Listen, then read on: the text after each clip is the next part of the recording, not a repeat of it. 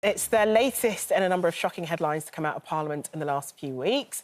Claims that a senior male Conservative MP watched pornography on his phone while in the Commons. We've been chatting a lot about that this morning, haven't we? I'm absolutely... I mean, I can't quite get my head around it because, you know, I work in drama, I'm a storyteller. I have sat in rooms with story producers where we've all pitched ideas for what about... If anyone had dreamt of saying, how about we have this scene in the House of Commons and we have one of the politicians watching porn openly, nobody would have let it get out. We wouldn't have got past... Said it wouldn't have been believable. Yeah, it wouldn't have been believable. I don't believe that that would be a realistic thing I could have even imagined happening. But just, I mean, I guess... I don't know, I'm not sure all of us have been in a situation, but I've definitely been in situations where you're on public transport and you may, you know, have kids on the bus or what have you, and they're watching it on the back of the bus and laughing amongst themselves. It feels as though publicly watching pornography for a lot of people just, they have no issue with it, which is just bizarre. Unfortunately, I really do think it's believable because I have a really, you know, open relationship with my daughters, and we talk about all my family, the youngsters in my family, that it's just become so acceptable. I mean, they don't even blink at the idea of it, you know. And some other, not my daughters, but a friend of mine's son, we had a conversation, this was last year, where he actually said to me, me having to watch porn. I said, what do you mean having to watch porn? He said, well, because often, like, if you're around a mate's house and it's like a sleepover or whatever, porn will come up every time. He said, and I really think it's changed the way that I think about it. It's affected me. I wish it hadn't. Airdropping, we know that happens, that you can airdrop, that kids get airdropped porn in their maths lesson or in the English lesson. Yeah, but the thing is... But the picture comes up on your phone even before you accept it. Yeah, but also people do accept it.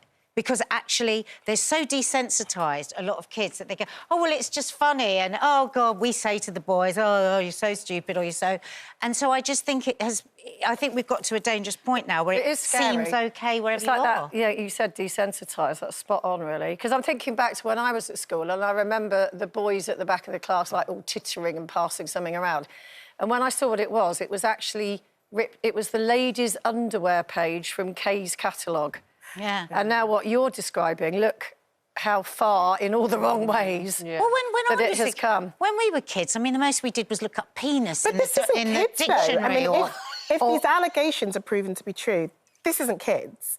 It's grown-up. It's a grown-up man in his place of work, potentially using the work Wi-Fi in order to access pornography. And in our workplace, and a lot of other workplaces, you do that and you get a disciplinary. But I mean, I'm hoping... I mean, I'm glad, that he hasn't been named, because at the moment, so it sort of came out apropos of another, at the tail end of another meeting, one of the women mentioned it.